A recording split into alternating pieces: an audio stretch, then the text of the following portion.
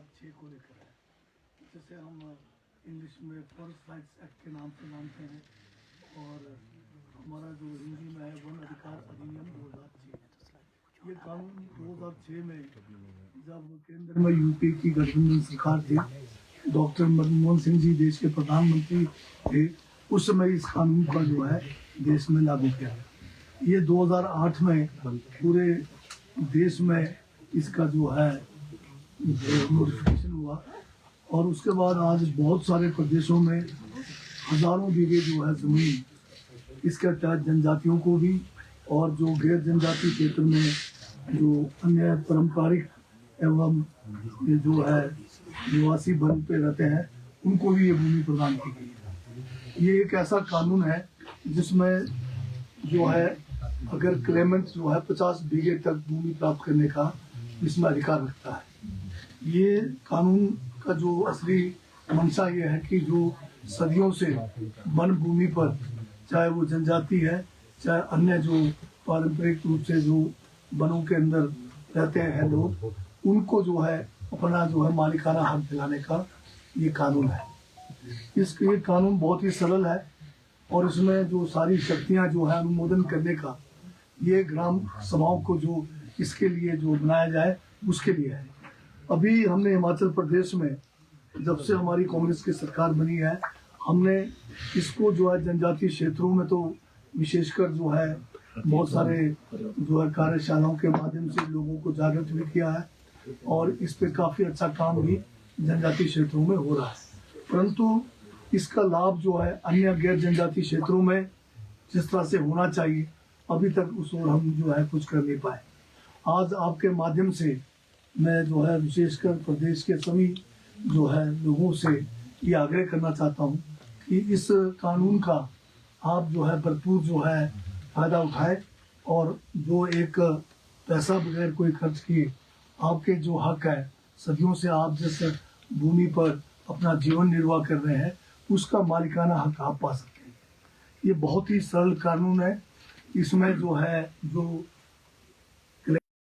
प्रमाण पत्र जो है उस गांव में रहने का जो वोटर कार्ड है या आइडेंटिटी कार्ड है, कोई भी कार्ड लगा सकते हैं, और इसमें साक्ष्य जिस भूमि को आप क्लेम कर रहे हैं उस साक्ष्य के लिए केवल 2 गांव के बुजुर्गों का बयान चाहिए।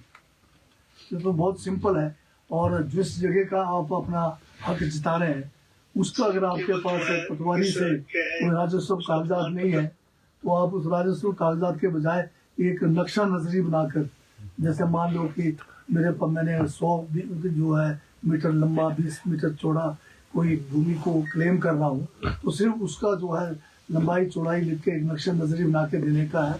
और उसके बाद जो है आप जो है इस दरखास्त को एक ग्राम सभा के द्वारा, पंचायत के ग्राम सभा के द्वारा एक 15 में से जो है चुनकर महिलाएं होनी चाहिए, और इसका फॉरेस्ट राइट्स कमेटी का एक अध्यक्ष होगा, एक सेक्रेटरी होगा, बाकी मेंबर्स होंगे। इस कमेटी का काम है कि जो भी उनके पास क्लेमेंट्स के जो भी केसेस आएंगे उन केसेस को ये जो है फिर मौके पे जाकर रिपोर्ट तैयार करके ग्राम सभा को प्रेषित करना है। अब इनको मौके पे जाके जो रिपोर्ट तैयार करना है उसके लिए भी प्रपत्र बना हुआ है, रिपोर्ट कर सकते हैं। पंचायत के ग्राम सभा में केवल एक व्यक्ति जो है घर से 18 साल से ऊपर का वोटर होता है, परंतु इसके लिए जो है सभी अडल्ट मेंबर्स इसके वोटर हैं। और अगर ग्राम सभा 50% लोग अगर प्रार्थी के क्लेम को अनुमोदन करते हैं, तो ये मतलब मान लीजिए कि सारा का सारा इनको भूमि मिलना जो है निश्चित हो गया है। फिर ग्राम सभा ये सारी जो है फॉर्मेलिटीज करने के बाद, प्रोसीडिंग लिखने के बाद, ये सारे केस जो है सब डिविजन लेवल की एक कमेटी होती है, जिसमें एसडीएम जो है उसका अध्यक्ष है, 3 पंचायत समिति के मेंबर जो नामजद हैं, और एक जो है हमारा जो है रेंज फॉरेस्ट ऑफिसर, और एक तहसीलदार इसके मेंबर है। उन्होंने भी ये जो कागज ग्राम सभा से इनको प्रेषित किया है उसमें यही देखना है कि ये नियम अनुसार इसमें जो है सब कुछ है, सब ठीक होने पर वो इसको डिस्ट्रिक्ट लेवल की कमेटी में भेजेंगे। डिस्ट्रिक्ट लेवल की कमेटी में डिप्टी कमिश्नर जो जिले का है वो इसका अध्यक्ष है, 3 मेंबर जो जिला परिषद के होंगे, एक उसमें जो है हमारा डीएफओ होंगे, और एक हमारा रेवेन्यू डिपार्टमेंट का डीआरओ, या जो ट्राइबल एरियाज में जो है प्रोजेक्ट ऑफिसर आईटीडीपी होते हैं, इनकी कमेटी होगी। इन्होंने भी यही देखना है कि जो इनके पास SDLC से जो प्रार्थना पत्र आए हैं वो जो है नियम अनुसार है, और अगर नियम अनुसार है तो वो उसको जो है सैंक्शन कर देंगे। उसके बाद इनको जो है पट्टा दिया जाएगा और वो भूमि के उस टुकड़े पर, उस भूभाग पर जिसका इन्होंने क्लेम किया है उसके मालिक बन जाएंगे। तो ये एक बहुत बढ़िया कानून है। इस कानून की जानकारी अब ये लगता है कि बहुत सारे इलाकों में है नहीं।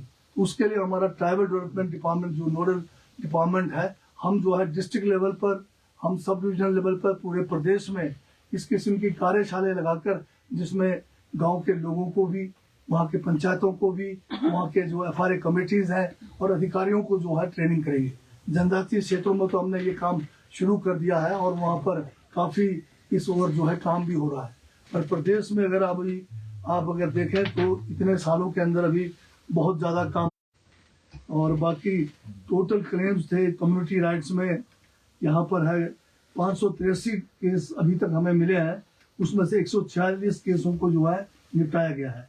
और जहाँ इंडिविजुअल केसेस की बात करें आप, जैसे इंडिविजुअल है, व्यक्तिगत मामले हैं, उसमें भी पूरी पहुंची नहीं है।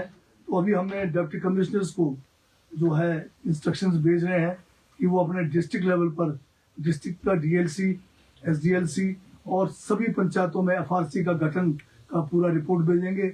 और हम जो है ट्राइबल डेवलपमेंट विभाग की तरफ से सभी डिस्ट्रिक्टों में जो है इसके लिए धन भी हम उपलब्ध कराएंगे कार्यशाला के लिए।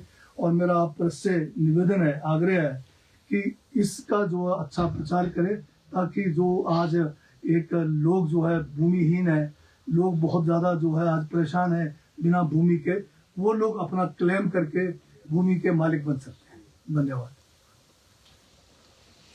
सर, अब FRA की बात क्यों? क्योंकि आपने जैसे बताया कि कानून तो ये बहुत पुराना है। कानून 2006 का है, इसका नोटिफिकेशन 2008 में हुआ है। इसमें जब धूमल साहब की BJP की सरकार थी 2008 में, उन्होंने एक क्लैरिफिकेशन के लिए भेजा क्या हिमाचल जो है इस कानून के गिर्द में आता कि नहीं आता। 5 साल उन्होंने इसी में निकाल दी।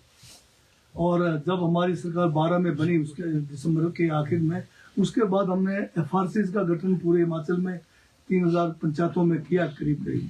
परंतु फिर भी हम भी उसको ठीक से उस समय लागू नहीं कर पाए। परंतु अब दोबारा से हमें जो है मौका मिला है, तो हम इस कानून को जो है जन जन तक पहुंचाएंगे। और फिर जो है लोगों को, जो पात्र व्यक्ति हैं, चाहे वो इंडिविजुअल राइट्स का है चाहे वो कम्युनिटी राइट्स है, उनको दिलाएंगे, ताकि लोगों की जो है आर्थिकी में जो है भूमि का एक बहुत बड़ा महत्व रहता है। शहरी क्षेत्रों के जो कब्जाधारी हैं या नेशनल हाईवे के आसपास भी लोगों ने कब्जे कर रखे हैं, क्या उन लोगों को भी इसमें राहत मिलेगी? नहीं, इसमें अगर आप देखें तो कब्जा का बात नहीं है। इसमें अगर किसी भी भूभाग पर जो फॉरेस्ट है उसमें 2005 से पहले आप उस पर किसी किस्म का किसी भी तरह से जीवन निर्वाह कर रहे हैं, चाहे कोई ढारा अगर किसी ने बना रखा कुछ भी है बनाया, या खोखे में कोई ढाबा चला रहे हैं, कोई भी है, पर ये कि ग्राम सभा से अनुमोदन करवाना पड़ेगा। और 2 गवाह बुजुर्ग लोग जो ये कहें कि आप जो है 2005 से पहले 3 पुश्तों से आप उसके ऊपर जो है आप अपना जीवन निर्वाह कर रहे हैं, तो यही इतना साक्ष्य है। तो इसमें सबसे दिक्कत ये थी, जिसको लागू नहीं किया गया मेरे हिसाब से, कि अधिकारी जो है लोगों से इसके बारे में ठीक से जानकारी भी नहीं देते थे, और साथ में कानून का जो है सही ज्ञान नहीं होना भी एक कारण है। तो अब हमने लगभग 20 वर्ष हो गया आपको, क्या 2006 के FRA 2006 का इम्प्लीमेंटेशन 2008 से शुरू होनी थी, लेकिन इतना समय लग गया, क्या कारण आप मानते हैं? वही मैं आप बता रहा हूँ, पिछला 8 से 12 का जो टाइम था उसमें क्लेरिफिकेशन में चला गया। 12 से 17 हमारी सरकार फिर आई, हमने फिर FRCs का गठन करना सबसे पहले जरूरी था। कुछ मतलब 1000 पंचायतों में हमने FRCs का गठन किया, परंतु फिर भी ये सिरे नहीं चला। 20 में फिर 17 के बाद सरकार फिर बदली, दिसंबर के बाद 22 तक इसके ऊपर कोई काम नहीं हुआ। हमने जनजातीय क्षेत्रों में उस समय आंदोलन भी चलाया था। उस आंदोलन का फल ये हुआ कि कुछ केस वहाँ उन्होंने छोटे शुरू किए, परंतु अभी जब हमारी सरकार बनी तब से 2 साल से हम इसके पीछे लगे हुए हैं और अच्छा मतलब रिजल्ट आ रहा है। हमने बहुत सारे लोगों को जो है आप देखेंगे, जो मैंने एक विस्तृत जानकारी दी है, तो काफी तेजी से काम चल पड़ा है। 2000 से 2002 के बीच में लोगों से एफिडेविट लिए गए थे कि आपके पास एनक्रोचमेंट की है या सरकारी जमीन अगर ली है उसके एफिडेविट दिए थे, क्या उस मामले में कोई प्रगति हुई? आपके पास कोई डाटा है उसका? जो 2002 में एक उस समय भाजपा की सरकार थी, उन्होंने एक बिना पॉलिसी के, बिना कानून के एक स्कीम लाई।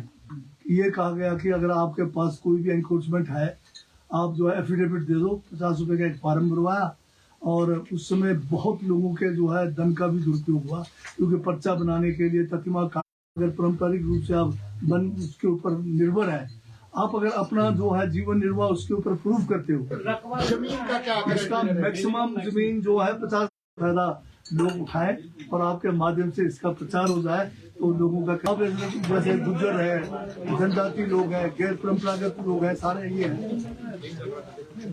श्यामलाल भूमि को लेके कोई गवर्नमेंट का स्टैंडिंग ऑर्डर है? श्यामलाल भूमि तो पहले ही वेस्ट हो गया, कब कहानी खत्म है, श्यामलाल तो बचा ही नहीं है। हिमाचल में जो भी जमीन बची है आज की डेट में, कुछ जिले में थोड़ा बहुत जो है रेवेन्यू लैंड है, बाकी टोटल जो है फॉरेस्ट लैंड है। तो ये कानून फॉरेस्ट लैंड के लिए बोल रहा है और हिमाचल में ऑल वेस्ट लैंड भी इंक्लूड है फॉरेस्ट लैंड में। तो ये गवर्नमेंट के स्टैंडिंग ऑर्डर है कि वो अलॉट की जाए? वो तो अलॉट उनके लिए किया जाएगा जहाँ पर अगर अवेलेबल है, वो है लिमिटेड है, बहुत कम है।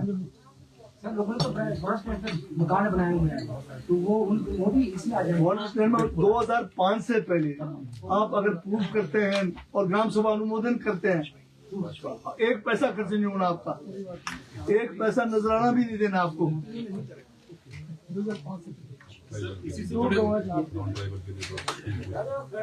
कुछ तो नहीं है ना सर तो इसी दो से बुआ नहीं करना है वो। सर इसी के साथ एक और सवाल है। हाँ, जो गवर्नमेंट ने 2015 में लाया था, उसके भी कोई मामले 2015 में जो है एक पॉलिसी बनाने की कोशिश हुई, परंतु यहाँ पर FCA लगता है, फॉरेस्ट कंजर्वेशन एक्ट 1980। जब तक हम FCA से बाहर नहीं जाएंगे हम कोई पॉलिसी बना नहीं सकते। अभी एक कैबिनेट की सब कमेटी का गठन हुआ है, जिसमें मैं उस कमेटी का अध्यक्ष हूँ और बहुत सारे हमारे कैबिनेट मिनिस्टर्स उसके जो है, जिसमें रोहित ठाकुर हैं और दूसरे लोग हैं। तो इस कमेटी ने भी जो है, हमने एक रिकमेंडेशन गवर्नमेंट को दिया है कि जो हिमाचल प्रदेश का जो यहाँ पर जितनी जमीन है वो फॉरेस्ट 1952 का जो नोटिफिकेशन के कारण जो है दिक्कतें आ रही है। हमने अभी असेंबली में भी एक रेजोल्यूशन पास करके केंद्र सरकार को प्रेषित किया है कि FCA में तरतीब किया जाए, उसमें संशोधन करके हिमाचल में जो है जैसे प्राकृतिक आपदाएं हैं या जिनके पास भूमिहीन है उनको FCA में छूट दिया जाए। तो ये तो केंद्र सरकार का कानून है, अगर वहां से होता है। पर हम जो गोदावरमन केस है 1996 का, जो आज भी सुप्रीम कोर्ट मॉनिटरिंग कर रही है, उसमें हम जो है गवर्नमेंट पार्टी बनने जा रहे हैं। हम उसमें एप्लीकेशन देने जा रहे हैं कि हमें जो है जो फॉरेस्ट का जो डेफिनेशन है और उनमें से छूट देके या FRA में छूट देके हमें जो है लोगों को जिनके घर चले गए बाढ़ में, जिनके पास कोई भूमि नहीं है या भूमिहीन है, उनको छूट देने के लिए हम आगे कोशिश करें। सर इसी से जुड़े एक सवाल है। आम जनता को जो सबसे बड़ी समस्या आती है वो आती है भाषा की। राजस्व का जो रिकॉर्ड है वो किसी और ही भाषा में, जो कि आम लोगों को समझ नहीं आता। क्या आप इसको हिंदी में रूपांतरित करने के लिए कोई? नहीं, ये बात ठीक है आपकी। ये जो है उर्दू में था, और उर्दू जो है हिंदी उर्दू दोनों मिला हुआ बड़ा मीठा बढ़िया सुंदर लैंग्वेज है। पता नहीं आज क्यों लोग उसको नहीं मान रहे, पर हिमाचल में हमने ये कोशिश शुरू कर दी है कि इसको सरल भाषा में लिखा जाए। रेवेन्यू के जो जितने भी इंद्राज करते हैं, हम शब्दावली को थोड़ा सरल करने का प्रयास शुरू कर दिया है। तो क्या कोई ऐसे आदेश की इसको हिंदी हो में गया किया है। जाएगा? नहीं, हम इसको ज्यादा अगर हिंदी को भी अगर शुद्ध बनाएंगे तो वो ज्यादा उर्दू से ज्यादा मुश्किल है। तो इसको जो सरल भाषा में जो है इसको करने का हमने अपना प्रक्रिया शुरू किया। और सर क्योंकि आप हिमाचल के ट्राइबल अफेयर मिनिस्टर भी हैं, अब सवाल ये है कि ट्राइबल एरियाज में महिलाओं को प्रॉपर्टी राइट्स देने की बात होती है, इस पर आपका क्या स्टैंड है?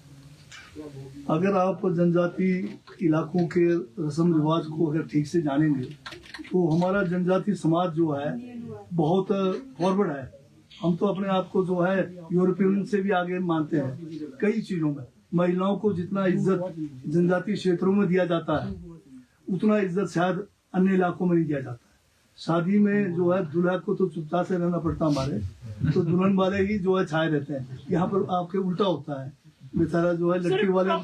मैं प्रॉपर्टी पे आ रहा हूँ क्योंकि हमारे वहाँ पर जमीन बहुत कम है, लैंड होल्डिंग कम है, और पहले बहुपति जो है पति प्रथा, इसीलिए वहाँ शायद बुजुर्गों ने लगाया था कि ताकि पार्टीशन ना हो, प्रॉपर्टी जो है इंटैक्ट रहे।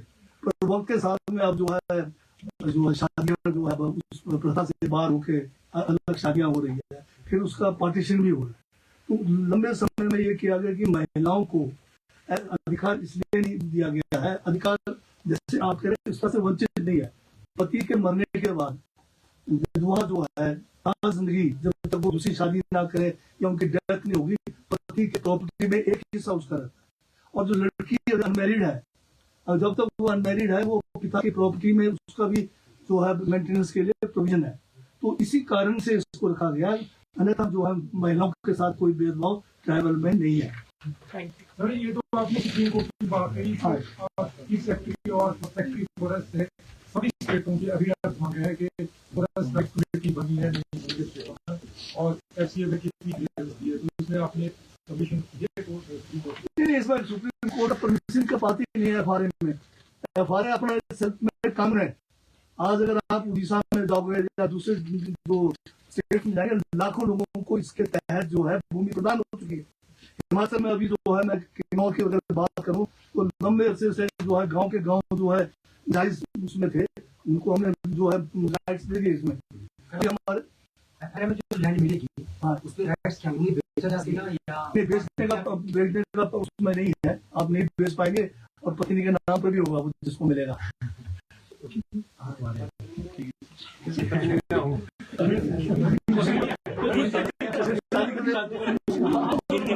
शादी